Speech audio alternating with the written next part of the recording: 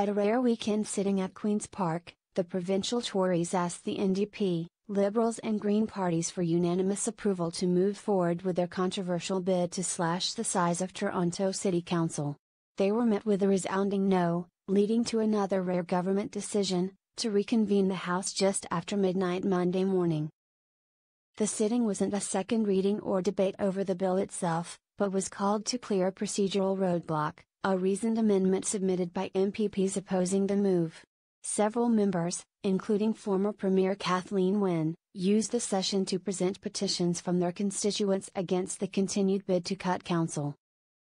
Instead of doing what's in the best interest of the City of Toronto, and ensuring that we provide that certainty the city needs, the NDP, Liberal Independents and the Green Party Independent continued to file reasoned amendments and put obstacles our way, and not go along with our unanimous consent request here this afternoon, Government House Leader Todd Smith told reporters on Saturday. Opposition Leader Andrea Horwath called Mr. Smith's sentiment that their roadblocks were the issue absolutely laughable, calling the entire situation a grudge match levied by Premier Doug Ford, a former Toronto City Councillor and mayoral candidate, against Toronto Council. She appealed to the PCs to withdraw their motion and end what she called the ongoing circus.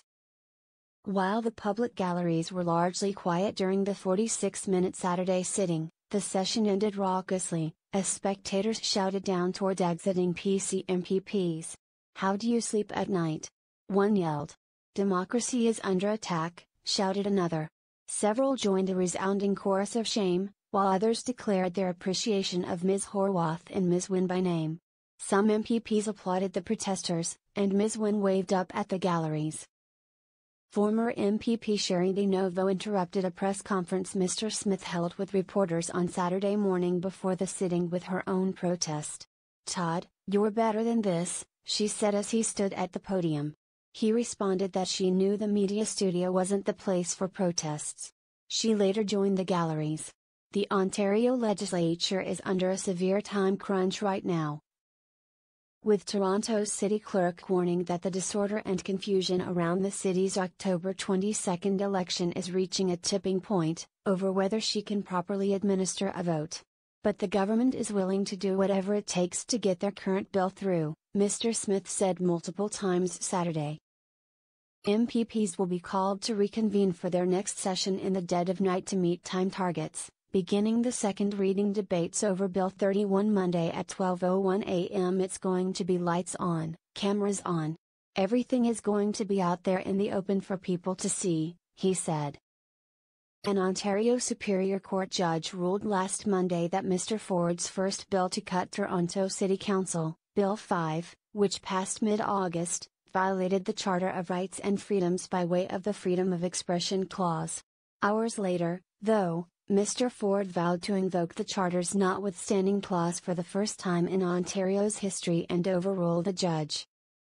Toronto Council voted Thursday to continue their legal fight against the province, and to bid for federal intervention, something Prime Minister Justin Trudeau has previously declined to do. Gilles Bisson, NDP MPP for Timmins, argued on Saturday that Bill 5 and Bill 31 are too similar to be proposed in the same session, which Mr. Smith opposed, pointing to the unprecedented inclusion of the notwithstanding clause.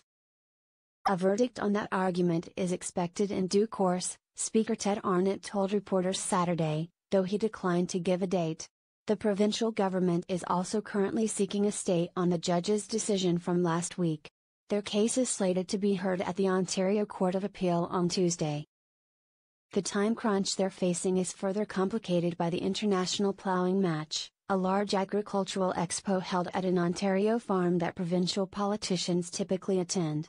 Mr. Smith hopes the session in the wee hours of Monday morning still allows them to do so.